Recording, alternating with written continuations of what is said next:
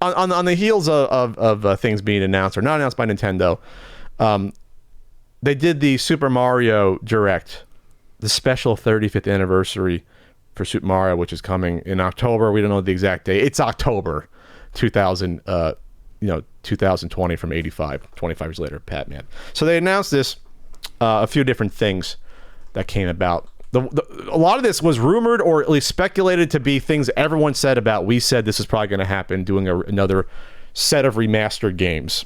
Another release. They did a release on the Wii 10 years ago, the 25th anniversary. They'll probably do a 35th anniversary, and here it is. So they're going to do 3 games in a package that I think we all pointed these out. Earlier in the year, we said they're probably going to do something like this. These 3 specific ones, we said too. I don't think we were wrong. I think we said these 3 specific ones. It's Mario 64. Yeah.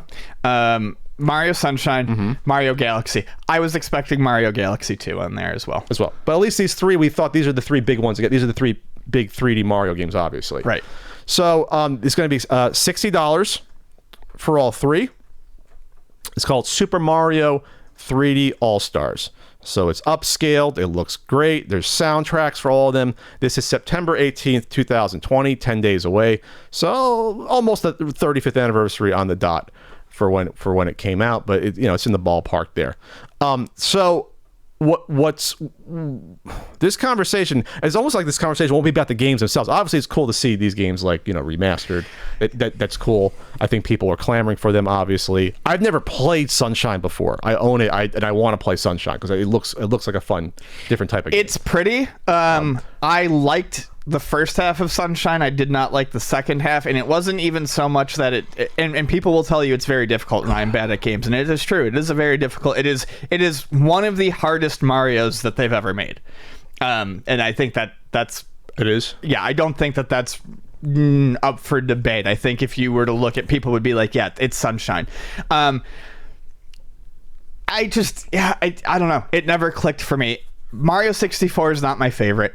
I do love Mario Galaxy, though, which is honestly maybe the thing that will push me to get this collection. Also, they announced, real quick before we get into the weird shit, they did announce Super Mario 3D World is getting a port with add-on content called Bowser's Fury. I actually really liked that game, and I look forward to playing that more, especially because it was a lot of fun in multiplayer, and the re-release of that, which I believe is due in February, is going to add online support for the multiplayer. So that will be cool. But yes, there is a very weird thing that we need to talk about with the Mario 3D All-Stars that I can't stand. I think it's just fucking dumb. It's limited. Anyways, so they're limiting the stretch of availability, like how Disney used to do for their movies.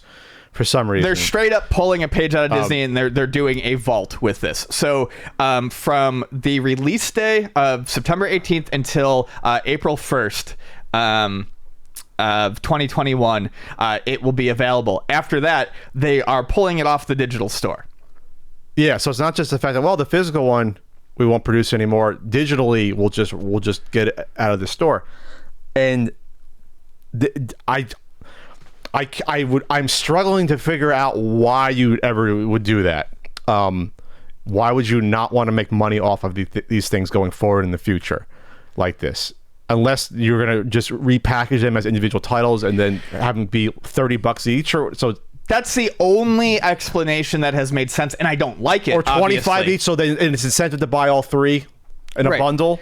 Right, and I don't like that, but that's the one thing that people have said that, I think people are kind of overlooking, is just because 3D All-Stars is going away doesn't mean that these versions of the games, these ports to the Switch, will go away. They could, like you said, I think it would be likely that they would charge $30 a piece for them, so that there is definitely a benefit. So all they really want you to do, they want you to buy all 3. Yeah, they want you to buy all 3. Yeah. They want you to do it now as opposed to later. They want you to spend the money now, in a period of time where people are maybe not spending money as freely as they normally do. So they're really trying to position this as something that you have to purchase now. They want you to budget that money aside right now, and it stinks. I think it sucks. I hate it. Fuck yeah, it. It's not a good. It's not a good look.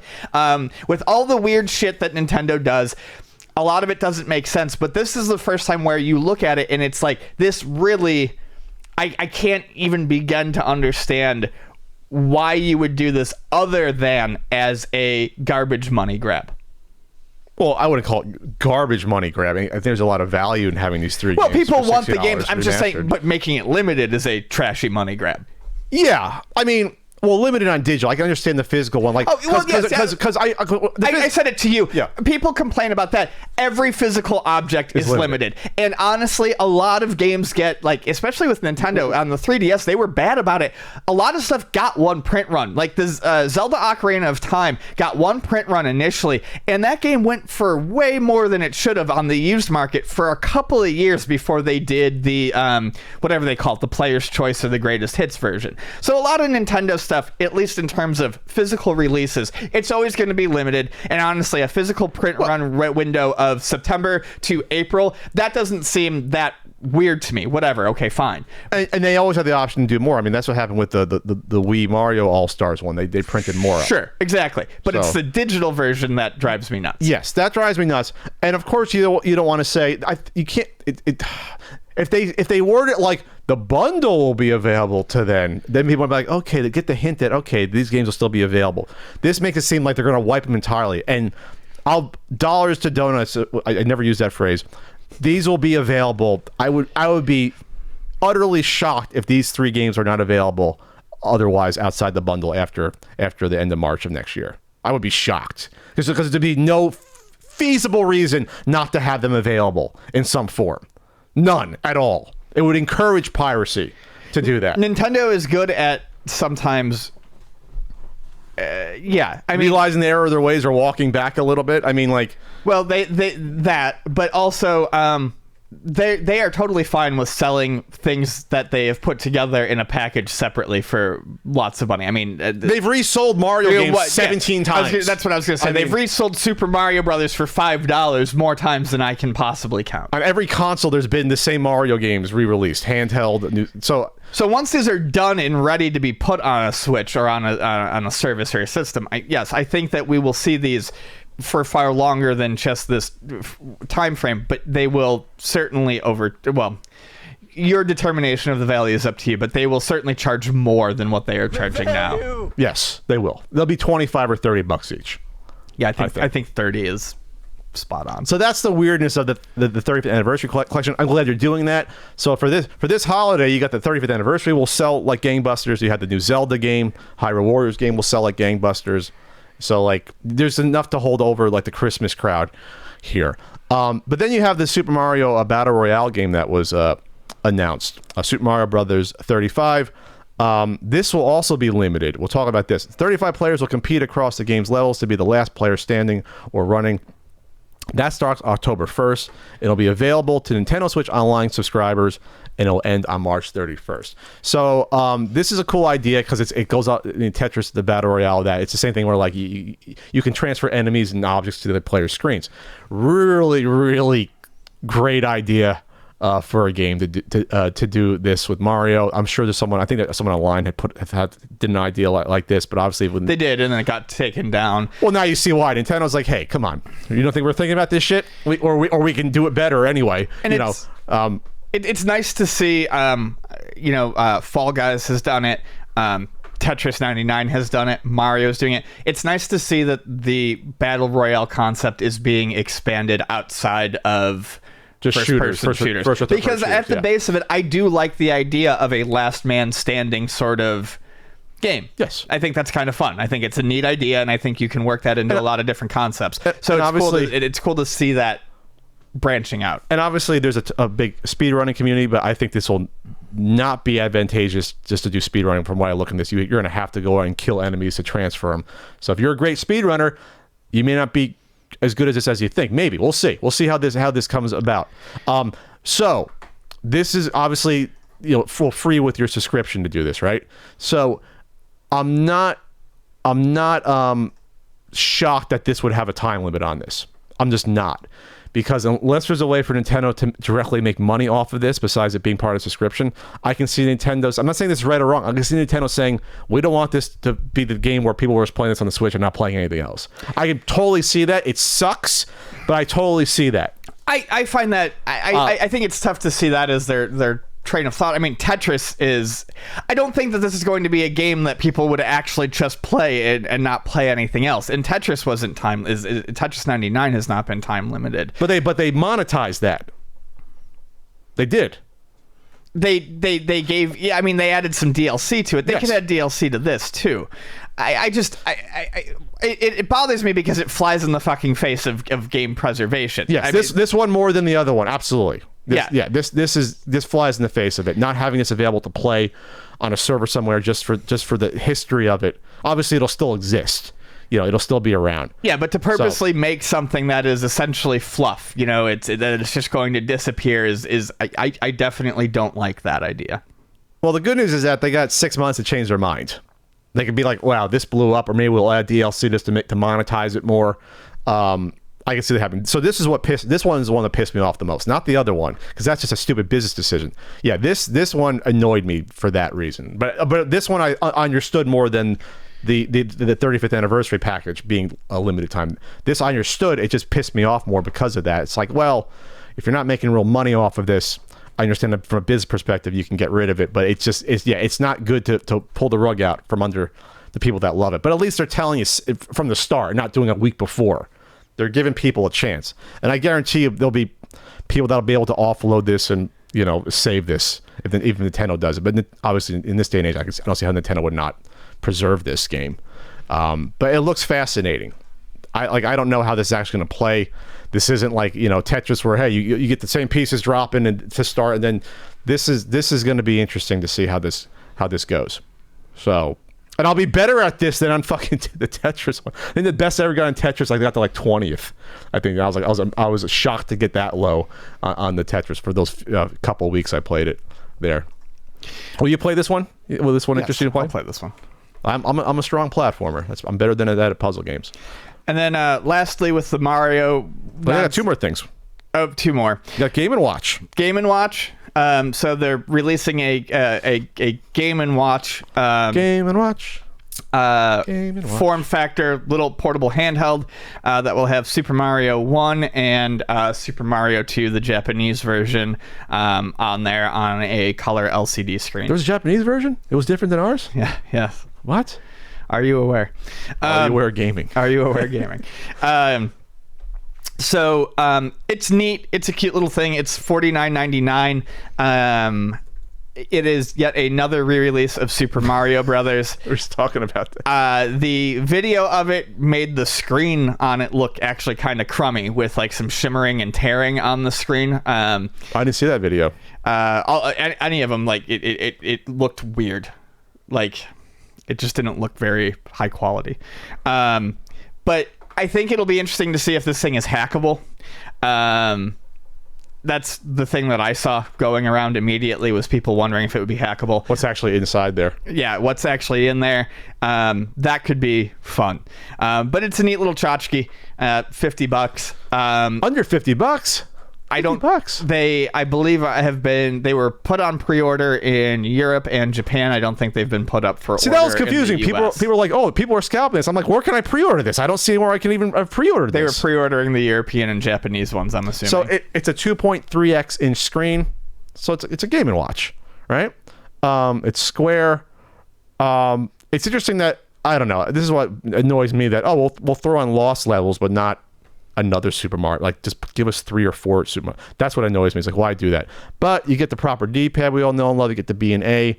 You get the little, you can use it as a clock, and as an alarm. Like, so I'm all in on this. I didn't care about the Club Nintendo re-releases at all. Like, did they do like 2 of them?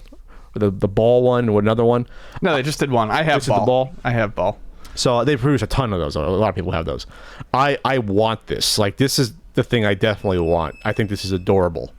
And the fact that there is a pre-existing Super Mario Brothers Game & Watch, it's like you got the original one, and then you got the one with the actual. Yeah, I'm surprised they actually didn't do the The original one? The colors. Actually, I was more excited when I thought it was a re-release of the original Super Mario Brothers Game & Watch.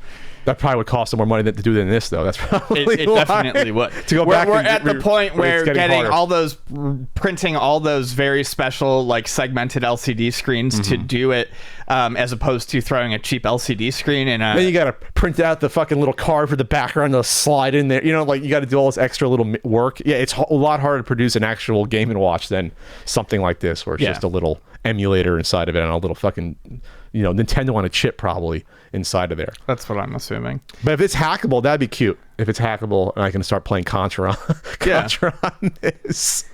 And an official, it'd be the official way of playing ROMs on a little handheld. The Contra speedrun guy, speaking of Contra, fucking beat his record again. I have not. It's like 9 minutes and 40 seconds or something. Absolutely insane. Oh, I gotta watch it. I've never watched a Contra speedrun. It's mind blowing. Anyway, last thing for Mario then is Mario.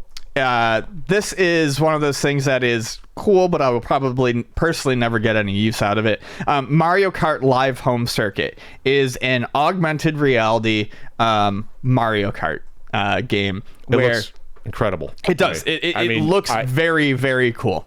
It basically, I think the package is going to come with one of the karts and Mario or Luigi. Yeah, Mario or Luigi, and it comes with the 4 archways.